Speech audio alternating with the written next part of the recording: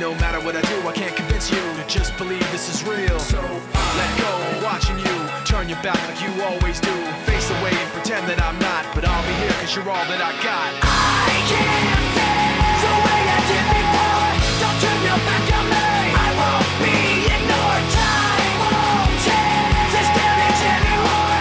Don't turn your back on me. I won't be ignored. Good morning. I'm Aaron Brinker. And I'm Tobin Brinker. And we are on the Brink, the morning show on KCAA, AM 1050, FM 106.5, and FM 102.3, getting you up and out of bed on this Monday morning after Thanksgiving. And I don't know about y'all, but I'm still full. Food coma. So we, as I always do, we had Thanksgiving dinner at Tobin's, so Todd and Elaine's house. That's Todd, who's always on our show, and his wife. And it was really wonderful, but we had no leftovers. And got to have leftovers. And so I always do my own, like we do our own. Second Thanksgiving. And it happened because I was late buying the turkey. We usually do it on the Saturday. We did it yesterday because we had to wait till the turkey was completely defrosted. And so we had a huge dinner last night, and it was so good. And my brother and his wife came over, and that was a long way of saying that I've had more food in the last 3 days than I need in a week. And I got leftovers for lunch today. You did? Ooh, I'm excited. I gave you a ton of gravy. Really? I did. Because you love me. I do. Nice. Yeah, that's the one thing. I mean, we think about Thanksgiving, you can't help but think about the delicious food, right? And it's just sort of one time of year we get this sort of flavor combinations that you get at Thanksgiving. And we like to sort of savor it a little bit. It's great to have the leftovers. So you have a few days of turkey sandwiches and, And we did not buy a massive bird. So when we had our son at home, because so growing boys, teenagers, early 20-something boys can eat a lot. And so we would buy much bigger portions, much bigger birds. We got a small bird this year. Yeah. And, we had 6 people over for dinner. And so we do have leftovers, but it's not like, oh my gosh, what are we going to do with all this food? Yeah. Because the boy could eat. He could. Yes. He could. And I think he's slowed down now. But growing boys, anybody who's been a parent of a growing boy knows, or been a growing boy, knows they can pack it away. The first story that we've got to talk about today is Eisenhower High School. Go for it. So I teach at Frisbee Middle School. My students go on to Eisenhower High School. And if you haven't followed the news, they won their first CIF Southern Section title in 25 years on Saturday night. In the new Ronnie Lott Stadium. The brand new. First time I think they've played there. They've been working on that stadium all season long, so they haven't been able to play any home games all season. But they made it into the CIF playoffs, and they made sure they had that stadium ready so they could have that beautiful home game. It looked gorgeous. The kids did a phenomenal job, and several of the key players on that team are former Frisbee students, and it's just awesome. And one of the star players, Jordan Goodlow, his mom works with me at Frisbee Middle School, and so to see her there and her son, she's one proud mama. She really is. And now they won the game 35 to 18 or something like that. You watched it. Yeah, they 35 to 18. Now they go on and they're going to play against what's that Fontana team? Kaiser, yeah. And this is weird because I thought they might go and play some team up north, but apparently they're going to play a regional game against Kaiser. And then I don't know after that if they win that, if they then get to go play a team up in Northern California for the state championship.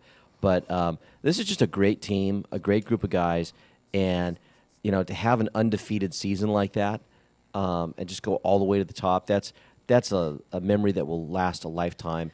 They'll be talking about this for years. So I wonder if any of these kids are going to go on to the NFL, because there were when there was a series of years from Colton High School where a bunch of kids went on to the NFL. Yeah, it's fascinating. I actually saw an article the other day that looked at the #1 high schools for sending people to the NFL, and I really thought we might see a couple from the Inland Empire, but they were all from L.A. The ones that were in California. But we've got to be knocking on that door. There's a few schools out here that have just sent some real powerhouse players on up to the NFL. So it would be exciting if some of these boys went on to do that. Now I say boys. There was a really unique thing about the Eisenhower team, Aaron. They had a girl. They did, as their kicker, and she kicked the extra points for the touchdowns and made every one of them. and she did a phenomenal job. She did. And it was just kind of cool to see that they had a girl on the team, and there was a lot of talk about sort of her backstory. She's the daughter of the athletic director. She basically grew up on that field, right? And so to see her out there playing was kind of cool. Just a very interesting team, you know. And I love that nowadays they've got these local Fox networks that will put them on. So Fox News West or Fox Sports West showed the game, and I was able to watch it online at home. Because there's no way you were getting in that stadium. Yeah, and I because it was online, I was able to do a bunch of screenshots of key plays and got really nice, you know, high quality pictures that I was then able to share online with friends that were at the game and say, "Hey, here's your son scoring that touchdown." Oh, that's awesome! Right, and so yeah, it was. I had a lot of fun doing that, and just getting those little screenshots at the end was definitely worth it as well. So way to go to our local kids. And I understand that Cajon High School here in San Bernardino also made it through to their division finals. And did they win? I don't think Cajon did. It was San G that won. One of those other schools won. We had a couple San Bernardino schools that made it, one that won and one that didn't. And I'm blanking on which one was. Well, you can look it up, and we'll take a break. We'll take an early break. Okay. So I'm Erin Brinker. And I'm Tobin Brinker. And we are on The Brink, the morning show on KCAA. We will be right back. Hi, folks. If you're still paying for electricity every month, it means you haven't signed up for the Inland Empire's #1 money savings program offered by Horizon Solar Power. Just call to qualify your home, and Horizon will give you $100 plus pay your electric bill until 2020. It's that simple. Call, qualify, get $100 and no electric bill payments until 2020. So keep your money in your pocket and become energy independent today. Call 844-711-6996. That's 844-711-6996. Or click on one of our Stay Cool ads at kcaaradio.com. The Tri-City Shopping Center in Redlands is serving up some really cool ice cream at La Micho Acana. Then get your chocolates and other delights from C's Candies. Moms and future moms who visit the mall can cool off and relax while they get treated like royalty at Shiny Nails or Francis Nails and then pampered at Texture Hair. The Tri-City Center is filled with retailers who care about you. Shop at the Tri-City Center in Redlands and see why they call it the mall with a heart. How would you feel if you had to make a choice between buying food or spending your fixed income on life-saving medicine? No one should make that trade-off, but many low-income seniors are forced into difficult decisions like this every day. Smiles for Seniors Foundation provides energy assistance and safety net services to struggling low-income seniors in the Inland Empire. They provide one-time assistance to seniors to meet specific financial needs. They've helped with food, housing, utility payments, minor home and auto repairs, along with life-saving prescriptions or medical equipment. A nonprofit foundation funded entirely by donations from local organizations. Smiles for Seniors receives no funding from the state or federal government. They are funded by local businesses and individuals like you with big hearts and willing wallets. You can find more information or to donate to Smile for Seniors at 909-790-6671. That's 909-790-6671, or visit smilesforseniorsfoundation.org. That's smilesforseniorsfoundation.org. Celebrate the holidays with Friends of Santa Claus Inc. at this year's Christmas Tree Lane events on Friday, November 30th and Saturday, December 1st. The Friday evening gala will dazzle you with dinner and dancing to the musical styles of Matt Mauser and the Sinatra Big Band. The Saturday luncheon will delight and surprise you with the always popular Macy's Fashion Show. Both events will feature silent and live auctions, fabulous boutiques, and beautifully decorated Christmas trees created by local designers.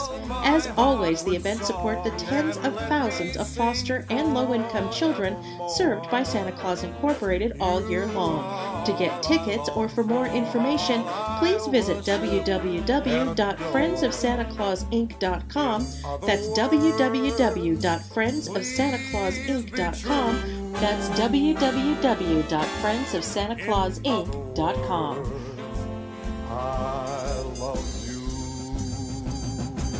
KCAA.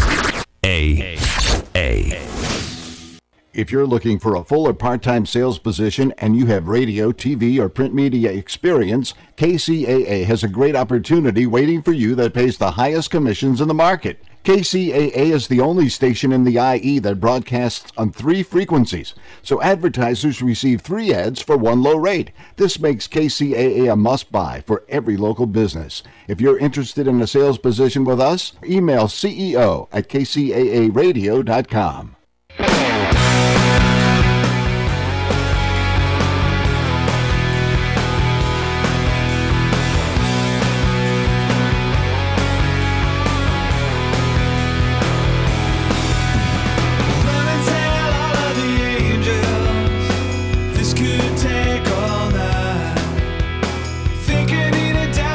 Welcome back. I'm Erin Brinker. And I'm Tobin Brinker. And we are on the Brink, the morning show on KCAA, AM 1050, FM 106.5, and FM 102.3. Again, so glad to have you with us on this Monday morning, the first day back after the long holiday weekend. So I did get the update on the football. Go for it. So Sanji won their football, their CIF game against Brea Olinda. Very close game, 21-17. And so they also are a CIF champion. And Kaiser in Fontana also won their division, and their game was 38-35 against Arcadia. And so, a lot of CIF champions out in the Inland Empire this year, which is kind of cool. Woohoo, and that's awesome. And like I said, Eisenhower's going to now face off against Kaiser for the next level here. And that's on Saturday, the 1st. So I have another story that has to do with school kids, and it was posted by, it's from the New York Post, but a lot of people posted it on Facebook with, how could the White House do this? And oh my goodness. Do you know the story I'm talking about? I do.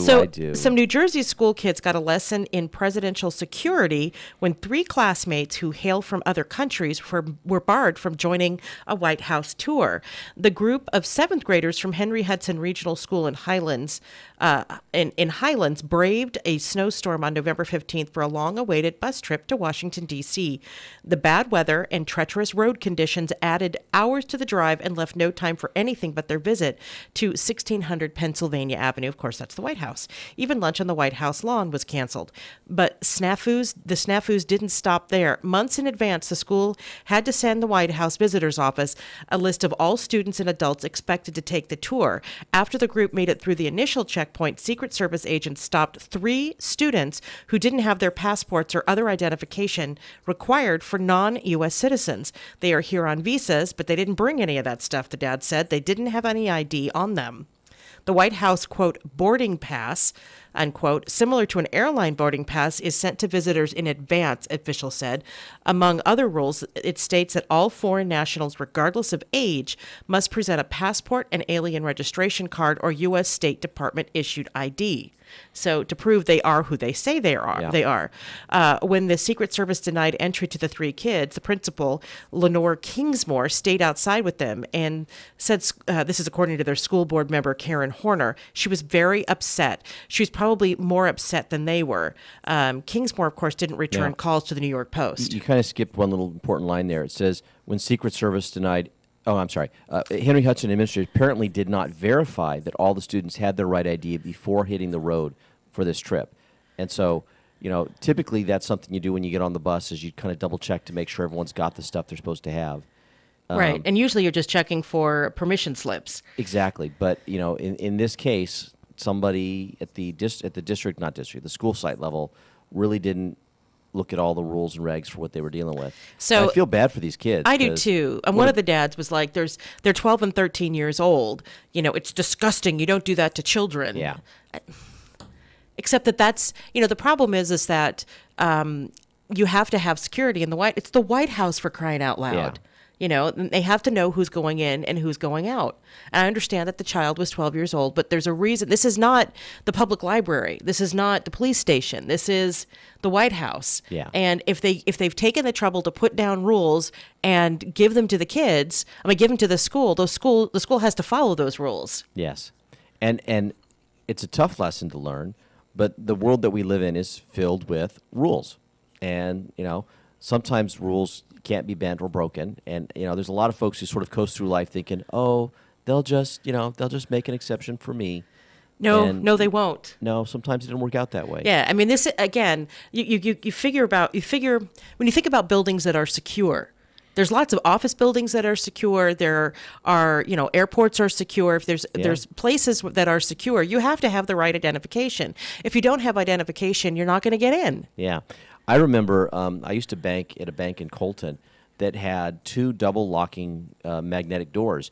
And the rule was only one person could enter at a time. So you would enter through the first door, and as soon as it was magnetically locked behind you, then the door in front of you would unlock. And if 2 people came in that first door at the same time, the person who was in the bank monitoring that would tell you that one person would have to step out because they would not let 2 people enter at the same time, right?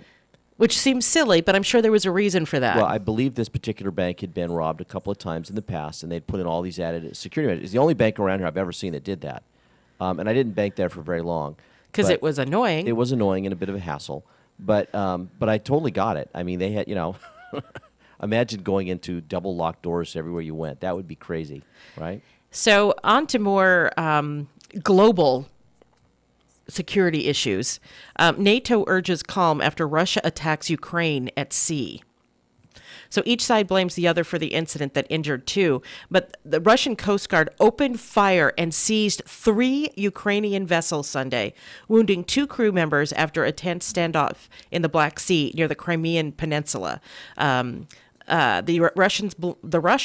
blamed Ukraine for provoking the incident, which sharply escalated tensions. Okay, Tobin, can you let our next guest in? He's sure. here. Will do. Sharply escalated tensions between the 2 countries, lost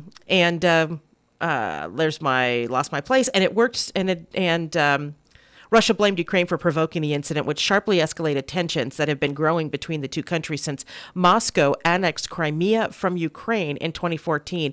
It has worked steadily to bolster its zone of control around the peninsula. Earlier in the day, Russia and Ukraine traded accusations over a separate incident involving the same vessels, prompting Moscow to block passage through the narrow Kerch Strait, which separates the peninsula from the Russian mainland. The Ukrainian Navy says 2 of its gunboats were struck, and Russian crews boarded and seized them in an accompanying tugboat. Russian Federal Security Service, known as the FSB, which oversees the Coast Guard, says there was irrefutable evidence that Kiev prepared and orchestrated provocations in the Black Sea. Well, okay. These materials will soon be made public. As soon as they create them. The FSB confirmed early Monday that it fired on the vessels to force them to stop and seize them. The EU and NATO called for restraint from both sides and for Moscow to restore access to the strait, which Ukraine uses to move ships to and from ports on either side of the peninsula. Ukrainian authorities said they gave advance notice to Russia that the vessels would be moving through the strait, which connects the Black Sea to the Sea of Azov. So, yeah. This is one of those interesting sort of situations because we have a different president now than we did when they annexed Crimea. And we did nothing? And we did nothing. And I have a feeling, you just watch, we're going to get some strong statement here from Trump, right? Now, it's weird I say that, but at the same time, Trump has done so much to seem to suck up to the Russians. I wonder if he will actually have the backbone to sort of try to back him down off of this. But this could potentially be the kind of match that lights a bigger, much bigger fire. Yeah, in I Europe hope it and elsewhere. doesn't. I hope it doesn't, and I say that because you think about. I hate to use this analogy, but World War I was started by a less provocative. It was an assassination. Yeah. But it wasn't. Yeah, it was started by. I guess that's not really less provocative. It was started by an assassination of Archduke Ferdinand of Sarajevo. Yes. And the next thing you know, everybody's in trenches. So I don't know. I think things are certainly heating up. Russia has always seen Ukraine as their property, along with Belarus, Lithuania, Latvia, Estonia. And all of those other Eastern Bloc, what used to be the Eastern Bloc countries. Yeah, there's still a very strong sort of I hate to say it like this, pan-Slavic sort of view from Russia, thinking that they need to unify all those areas under one banner and that it's somehow theirs. Yeah. It's not. Yeah. It's not. All right. Tobin, you pick the next one. Boy, what do we want to talk about?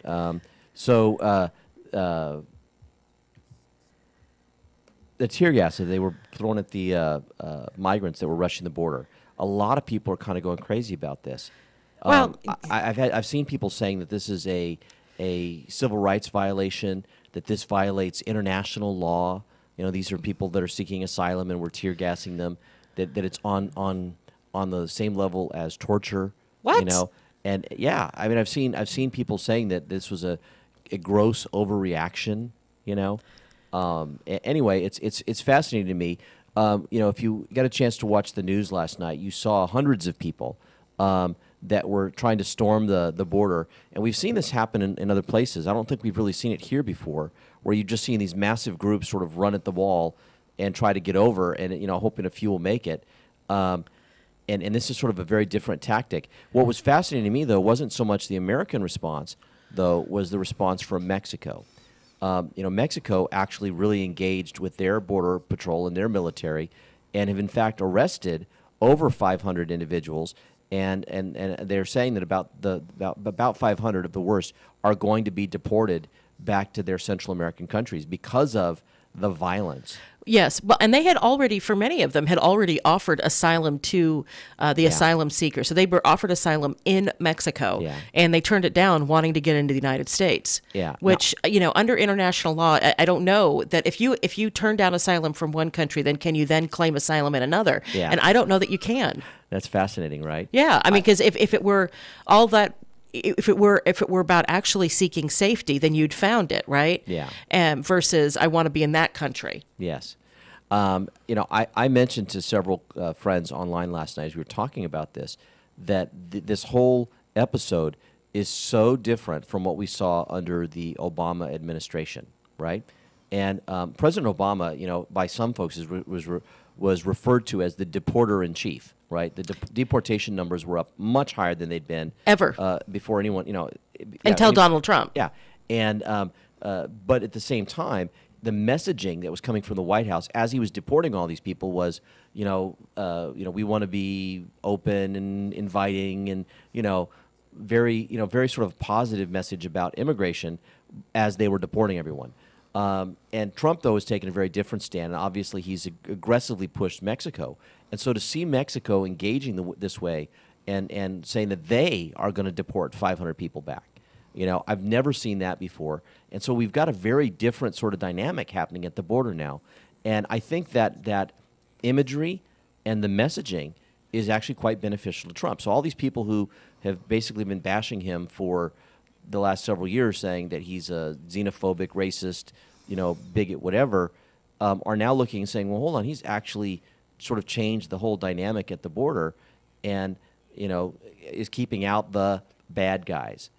Yeah. Although the you see pictures from all of the new, they're coming from AP, but you see them from everywhere, that of the, mothers carrying their children, even though we know that from the Ami Horowitz video, or we have seen through the Ami Horowitz video, and he's the guy he's an independent reporter who embedded himself in the caravan, that most of the asylum seekers are actually working age single men who are looking for economic opportunity. And you can't blame them for looking for economic opportunity, but it's not the same as seeking asylum. Yeah, exactly. And so it's fascinating, though. There's a disconnect. The mainstream media is definitely trying to portray it as just a bunch of helpless women and children, but the 500 people that are being deported are mostly men, that violently attack the border. And, of course, the tear gas being tossed by U.S. agents is clouding the issue, if I may make that pun, because now people are trying to say it's American aggression, right?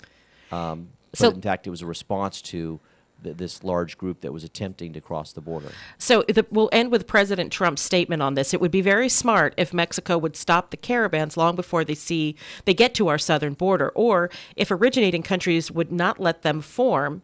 It's a way to get certain people out of their country and dump into the U.S. No longer, he wrote.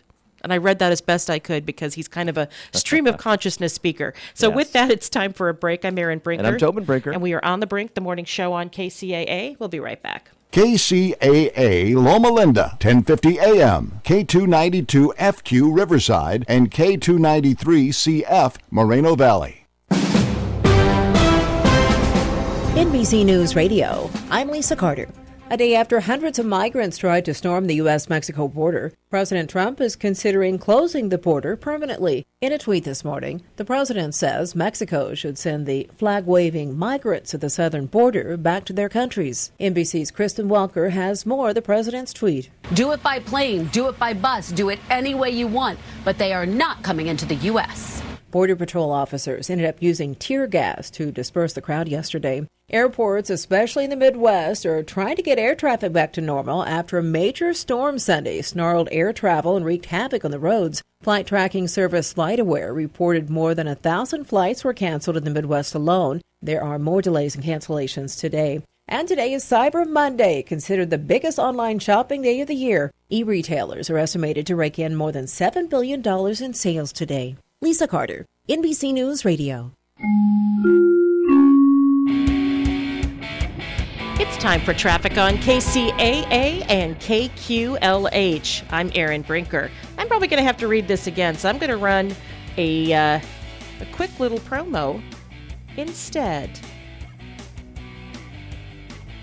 Here at the Del Walmsley Radio Show, where the hype ends and the help begins, tune in Monday through Friday at 11 a.m. I'll show you how you can retire in 5 years or less, right here on KCAA, 1050 a.m., 102.3 FM, and 106.5 FM.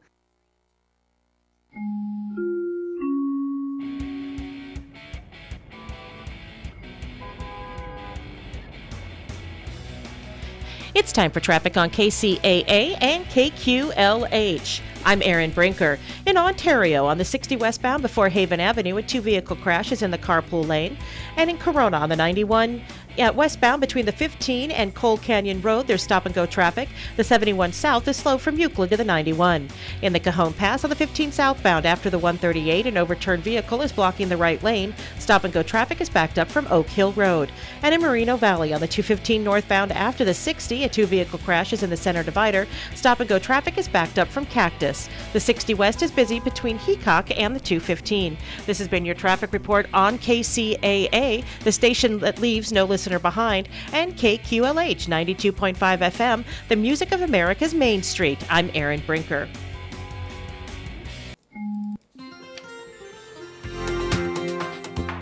From the KCAA Weather Center, I'm Rod Tanner. For this Monday morning, we expect sunny skies at a high of 75. Overnight, it'll be clear with a low of 51. Tuesday should be sunny, our high 75. Tuesday night, it'll be partly cloudy with a low of 50. Wednesday, we'll have a slight chance of rain in the afternoon. And mostly sunny skies at a high of 69. Look for rain on Thursday. It'll be cloudy with a high of 61. I'm Rod Tanner, broadcasting live from the Tri-City Center with the 10 and 210 freeways. We are the trifecta of talk in Southern California. KCAA, 102.3 FM Riverside, 106.5 FM Redlands, and the Legacy, 1050 AM Loma Linda, San Bernardino. Hi, folks. If you're still paying for electricity every month, it means you haven't signed up for the Inland Empire's #1 money savings program offered by Horizon Solar Power. Just call to qualify your home, and Horizon will give you $100 plus pay your electric bill until 2020. It's that simple. Call, qualify, get $100 and no electric bill payments until 2020. So keep your money in your pocket and become energy independent today. Call 844-711-6996. That's 844-711-6996. Or click on one of our Stay Cool ads at kcaaradio.com. Are you or a loved one suffering from addiction? You're not alone. There is help, and people are getting help every day. Call Sheer Recovery now at 888-254-6801. That's 888-254-6801. Or go to sheerrecovery.com, spelled S-H-E-E-R, recovery.com. If you have insurance through work or family, your treatment may be covered at little or no cost to you. Plus, you can't lose your job if you decide to seek help. Sheer Recovery offers all levels of treatment. We understand what you're going through and know how to help. Make the best decision of your life and call Sheer Recovery now, spelled S-H-E-E-R.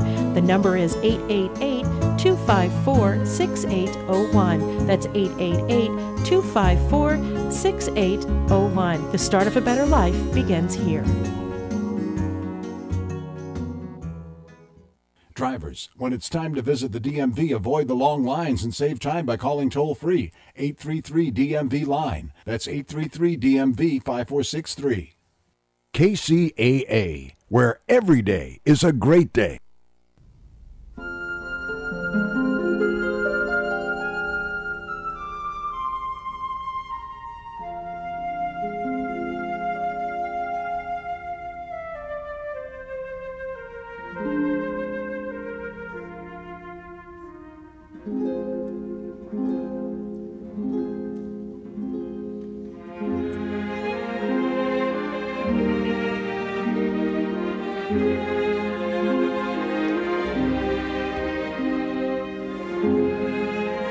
Welcome back. I'm Erin Brinker. And I'm Tobin Brinker. And we are on the Brink, the morning show on KCAA AM 1050, FM 106.5, and FM 102.3. We're listening to Ralph Vaughan Williams' Fantasia on Greensleeves. And Ralph Vaughan Williams is one of my favorite composers.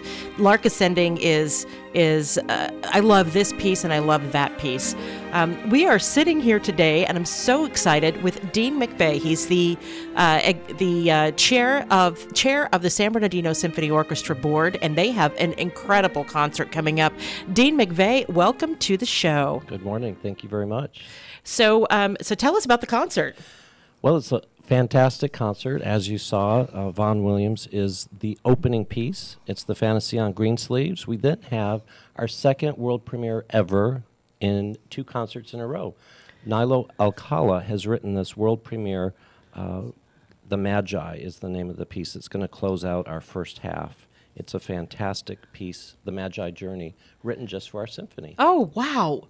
Wow, that's incredible. That's right. Yeah. Last October, we also had the John Weinglass world premiere of Voices of the West. So this is our second world premiere in 2 concerts. We're really excited to premiere that piece. And then in the second half, we have David Archuleta, who you may remember from a Fox television program, #1 TV program, about 10 years ago.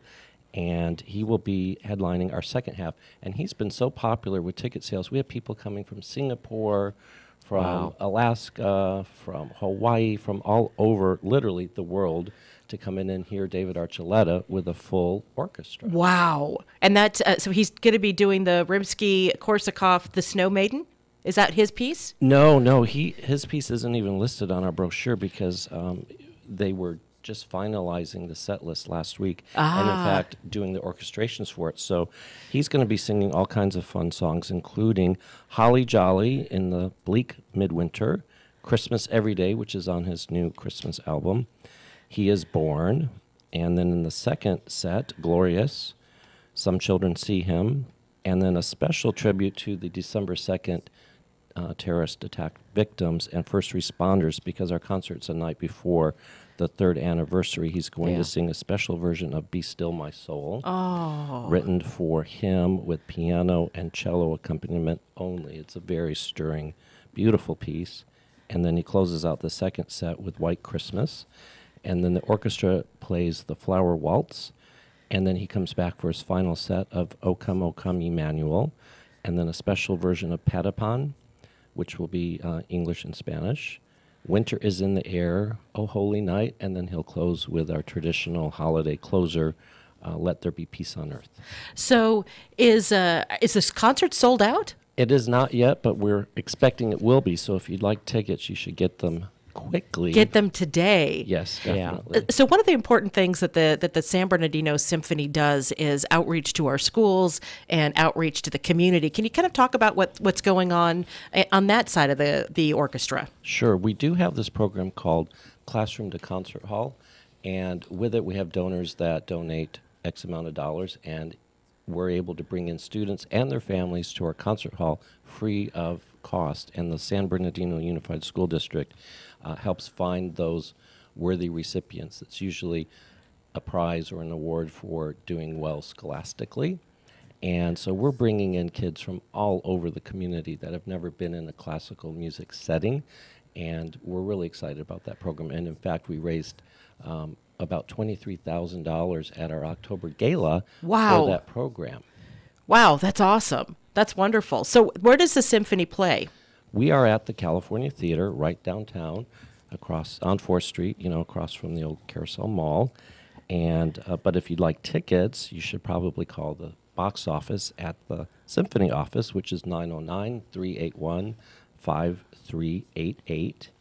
And the concert will be this Saturday. It's at 7:30. It's not at 8. It's at 7:30, so be sure to get there on time, and it'll be a fantastic concert. And you definitely want to get there by around 7 o'clock so that you can, mix and mingle and kind of see the beautiful theater and then find your seat comfortably before the concert starts. It's a gorgeous theater. When they redid the California Theater, about a decade ago, it's beautiful, and the acoustics in there are fantastic. There's not a bad seat in the house. That's correct. I have a box way in the very back far left corner, And that's my favorite place because the music just comes back and just kind of stops there, and you can just hear it and feel it beautifully. It was originally a movie palace, but now, as you know, it's a performing arts center, and it's unusual because if you go to the Pantages, the acoustics aren't the best, but at the California Theater, they're phenomenal for a classical music venue. They really are. And, you know, it's not going to be playing that night, but they still have that old Wurlitzer Yes. organ that was fully restored that is quite incredible. Now, again, you're not going to hear it at the concert, but, you know, it is something that San Bernardino is very proud of. And we're trying to find a program in the future that we can highlight that Wurlitzer organ with our orchestra. It's kind of hard to find pieces that are written for orchestra and Wurlitzer, because the Wurlitzer is usually its own little solo star. But yeah, it's a beautiful gem. I believe we're one of only 5 theaters in the country that has the original Wurlitzer organ in place. And of course, it was played during the silent films, right? So the Correct. Wurlitzer would be played to provide some audio accompaniment to the words that you were seeing on the screen. Yes. And the images you were seeing on the screen. Right, and as prelude, they'd have these little organ recitals as you would come in with your soda and popcorn. You could sit down and wait for the movie, and instead of previews, you'd hear this beautiful organ recital. Which, if you go to El Capitan in Hollywood, they still do that. Oh, do they? That's awesome. So the rest of the season, so this concert's on December 1st, and you definitely want to go get your tickets. Let me give the phone number again, 909-381-5388, 909-381-5388, or you can go to sanbernardinosymphony.org. And I'm putting you on the spot, for the rest of the year, how many concerts are there? We have 3 more. This year we had 6 concerts with a 7th option with the Montecito Youth concert that we had in July at the Sturgis. And then we opened the season with Candide, which was the first opera in San Bernardino in over 30 years. Which we produced on Bernstein's 100th birthday on August 25th. And then again, as I mentioned, in October we had our first world premiere symphony. And Aaron, you were on our board when we talked about bringing in, as part of a strategic plan, a world symphony premiere. Yes. And we finally did that this year, not once, but now twice. Twice. Well, and that's wonderful. I mean, you know, if you think about orchestral music, it is really ubiquitous, but we're unaware. Like, you play a video game, you hear it. You watch cartoons, old and new, and you hear it. You go to movies and you hear it. Yes. It's everywhere. But if you ask the average person, do you like classical music? And they're like, well, I don't. You know, they think they don't, because they think they've not heard it, but they have everywhere. Right. And that's why this concert in December is especially important, is because we combine both classical music and popular music and some newly written pieces by David and by Alcala. So it's going to be a real treat. But coming up, we also have, you mentioned you hear classical music in cartoons. That's where I first heard it. And so on Saturday, February 9th, 2019, that's our youth concert, and that is A Night at the Pictures. And all of the pieces that you hear have been featured either in cartoons or things like Fantasia by Disney. So it opens with Rossini's Overture to Barbara of Seville, and that was The Rabbit of Seville. Yes. Remember? I have a story for that. When I was 15, I was an exchange student in Austria, and my host parents had season tickets at the local Bruckner Concert Hall. Nice. And whatever symphony was playing, and I don't remember what it was playing the Barber of Seville, and I got the giggles because all I could do was think of the monster with the hair. Right. And you certainly don't want to make any noise, and so I'm covering my mouth and giggling. And anyway, right, I will never forget that. Well, be sure to come on February 19th or February 9, 2019, and try not to giggle. And I'm not 15 anymore, so I think I'm okay. She still gets the giggles, though. I have to just be honest with you. I hear you. Well, that's good. You know, we welcome the giggles. It's going to be a fun night. We may even show some clips of some of the cartoons. That'll be fun. Oh, that's wonderful. The day before, on Friday, February 8th in the morning, we're busing in almost 3,000 students to be able to listen to this concert free of charge. Wow. From various local schools. Yeah, so that'll be a fun one, including Night on Bald Mountain from Fantasia and Overture to Deflator Mouse, which was in Tom and Jerry in the Hollywood Bowl. Magic Flute by Mozart, and then the second half is one of my favorites, and you were in band and orchestra also, Aaron, so I'm sure you played pictures at an exhibition in the Great Gate of Kiev. That will be in our second half. Oh, how fun. Yes. How fun. And the idea, of course, is to really introduce students of all ages to this fantastic orchestral sound and music, and as well as to other instruments. You know, if you ask kids who haven't been exposed what instruments are there, they're going to tell you the bass and the guitar and the drums and maybe a keyboard. It's like, no, there's a whole array of different sounds that come from different instruments. That's right. And it'll be all on display in February. And then a special treat, March 16 is an evening with Melissa Manchester. And I believe all three of us are old enough to remember her from the 70s and 80s. One of my favorites, just an iconic singer, songwriter, and actress. She's won Grammys and Emmys and Tonys, etc. And she's going to be our second half. She's going to be doing her tribute to the Fellas, so it's a bunch of Rat Pack songs, plus, of course, her iconic hits from the radio and movies. And then the first half is selections from Porgy and Bess by Gershwin, and also another Gershwin favorite, Rhapsody in Blue, featuring a USC professor of music and piano, Bernadette Blaha. So wow. Yeah. Wow. Yes. So that is very exciting. So can people get season tickets for a partial season? Yes, they can. Yes, if they call up and ask, they can get the remaining 4 concerts for a special discount. It's about a 20% discount.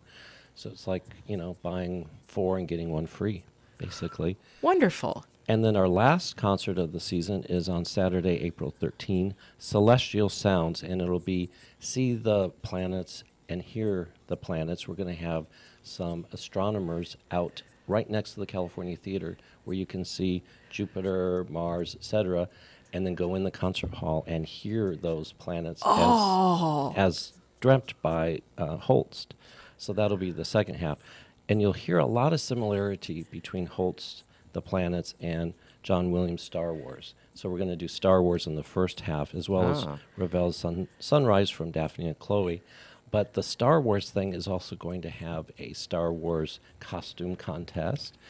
And we're hoping to have some special Star Wars guests that will be in attendance as well. And then, at intermission, we'll have a costume contest for the best dressed Star Wars So person. this is total cosplay. Yes. Oh, that's awesome. Yeah, it'll be fun. Are you going to dress up? I haven't decided. Yet. I may just wear a couple Cinnabons on both sides. There you go. That may be. I'm like, you're not going to dress as a Wookiee? I don't think so. We'll see. You never know. With me, you never know. You never know. So with that, why don't you let people know once more where they can go for more information and to purchase tickets? Sure. The best place is probably to call Judy at the office, which is 909-381-5388. And they'll be very busy today, so I would suggest, again, as you mentioned, that you get tickets early. His fans have been incredible. It's really rare. The only time other than this coming Saturday, that he's performed with a full orchestra was with the Mormon Tabernacle Choir a few years back. Wow. So if you Google David Archuleta Christmas with the Mormon Tab, you'll hear some incredible pieces, which was the inspiration for us bringing him to San Bernardino.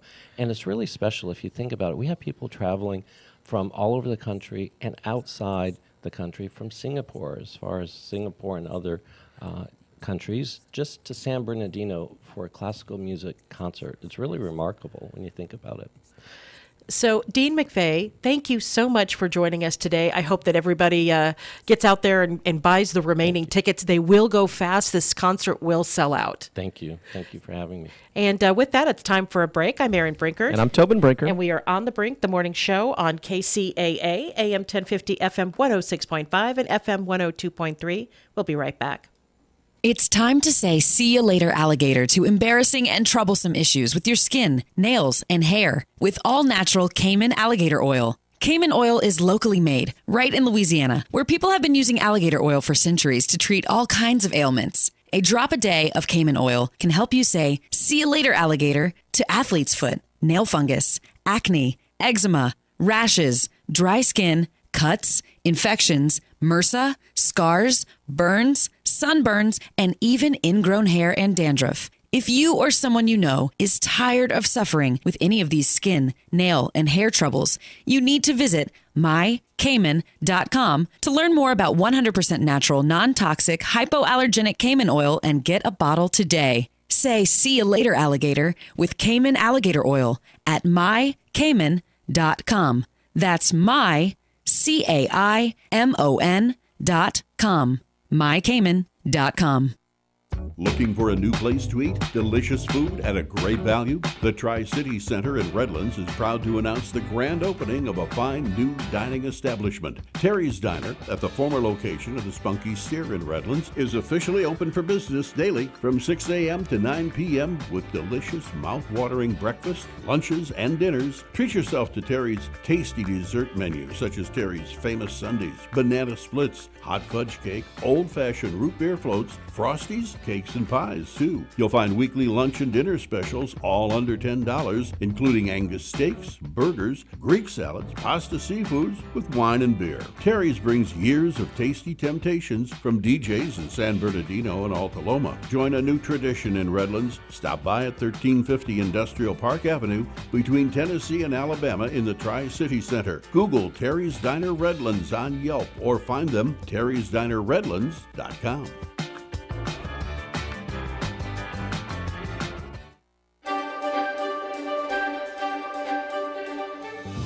Welcome to the Tom Hartman Program. I'm live right here, Monday through Friday. Are you ready for the #1 progressive talk show host in America? 71% of people say that the information they get from their friends and family, they take more seriously than the stuff they read in the media. Only 42% of Americans think the media is the most credible source of news. And therefore, if you're informed, if you're awake, you need to be telling your friends. You need to be talking to your friends and family. 24-time New York Times bestselling author and has nearly 6.5 million listeners nationwide. These are crimes. These are international crimes against humanity, and I would love to see somebody held to account in this administration. Introducing Tom Hartman on KCAA Radio, weekday afternoons starting at 2.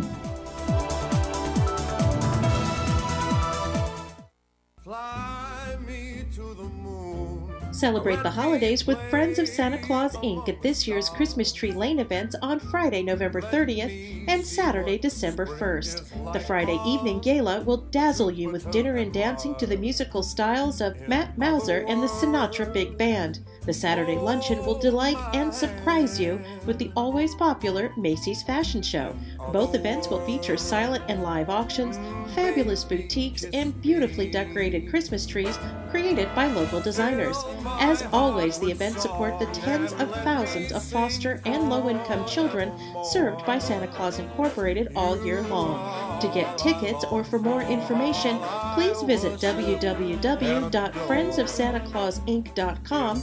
That's www.friendsofsantaclausinc.com. That's www.friendsofsantaclausinc.com.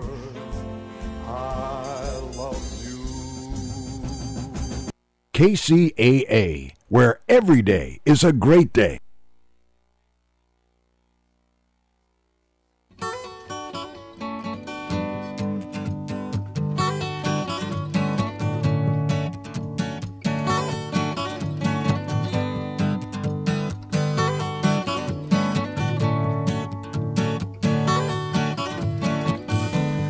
Chewing on a piece of grass, walking down the road. Tell me, how long you gonna stay here, Joe? Some people say this town don't look good in snow. You don't care, I know. Ventura Highway in the sunshine, where the days are longer, the nights are stronger than moonshine. Welcome back. I'm Erin Brinker. And I'm Tobin Brinker. And we are on The Brink, the morning show on KCAA, KCAA, AM 1050, FM 102.3, and FM 106.5. I love this song. It's a great song. It really weird alligator lizards through the air. We dropping a little acid there, America? I'm just saying. Just saying. It was the 70s. Are you saying the words don't make sense? Yes. Yes, that's exactly what I'm saying. But you love nonsensical songs. I just make up my own words usually because that's how I roll. I'm like, that makes no sense, so I'll just make up my own crazy version. So, I got to talk about Black Friday. Yeah. Because apparently, I'm thinking, and I put this on Facebook, perhaps it's time to bid Black Friday adieu. And I say this because it's apparently too much to ask for grown adults to behave themselves while Christmas shopping. Either that, or retailers need to provide armed guards to keep the inmates from killing one another. This disgusting and shameful display has become our version of the Hunger Games or the Roman Colosseum. Compare this travesty to how the Japanese comported themselves after the massive earthquake and subsequent tsunami. They queued up for supplies, helped their neighbors, refrained from looting, and respected the law. God forbid anything disruptive to our food supply chain happens here. We must do much better, America. Here's the thing, though. Our media has a tendency to sensationalize sort of the worst of the worst examples, right? So, they plant people at these stores where they know there's going to be, chaos, and they get their video, and they've got, they really hype it up. I saw some video online this week, though, of different stores where the doors were open and the people walked in like normal people. And they walked and they went and shopped like normal people. Nobody killed each other. Yeah. It was like, I think I saw the same video. It was like a Bass Pro Shop or something. Yeah. So I think we overestimate sort of how bad it is. I don't think it really is that bad. I mean, I think there's some isolated incidences of people behaving badly, but I don't want to characterize all America as being a bunch of greedy materialists that are willing to kill each other for a 50-inch screen TV for the latest gadget or gizmo. But one of the headlines I saw this weekend is that the traffic was down again for Black Friday, and that people are doing what you've been doing for a while now, which is shopping online. And so, we didn't actually go to the stores on that day, but we have had some stuff showing up at the house. And we have our Christmas tree that showed up at the house. Right? Yes. Yeah, and so, I think shopping attitudes and behaviors are definitely changing. Well, if you think you're going to die while shopping for that TV, you're probably not going to, buy it in the store. Yeah, well, and here's the thing. Because of the internet, people are able to check prices so much now. And so this idea of a sale that's going to get me out of bed at 4 a.m. to go wait in line and crush against all these people, when I can go online and say, oh, that same thing's on sale over here, and they'll mail it to my house. You know what I mean? Yeah. Why? Why would you go wait in line and do all that crush? You know what I mean? Well, and there are deals all week. I mean, there were deals last week and there are deals this week. You just got to know where to find them. Yeah, it's fascinating to me. And to see what they put on sale, I think that always is intriguing to me as well. And I'm wondering how much of the tariff debate that's going on between the United States and China is affecting which items are being put on sale and which ones aren't, and what prices are, because I think there's got to be some play in that, there's got to be overstock of certain items that they used to maybe be able to sell, overseas, and now they can't. So those items are going to be discounted. That's true. And there are things that we might have had more of, but because of the tariffs we don't. So prices on those are going to be a little bit higher. I don't know. It's fascinating. I mean, I think when we get a chance, get a little distance from this Christmas holiday and look back on it, it's going to be fascinating to see what the analysis actually says. So with that, we're at the end of our show for today. I'm Erin Brinker. And I'm Tobin Brinker. And we are on The Brink, the morning show on KCAA. I'm going to play kind of a mellow song that I happen to really love. It is a song by Beck called Turn Away.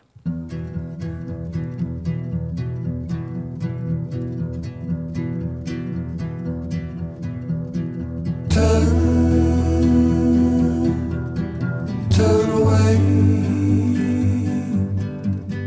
from the sound of your own voice calling no one.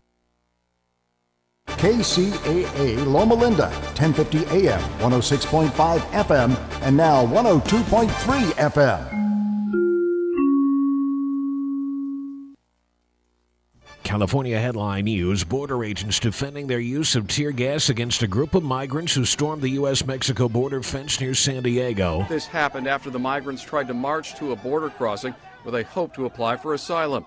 But the march was stopped by Mexican police. Correspondent Dan Sheneman, Customs and Border Protection, tweeting that several migrants threw projectiles in San Diego, prompting them to deploy the tear gas to get the group to disperse. Officials asking for DNA samples to help identify remains of those killed in the campfire. The death toll at 85.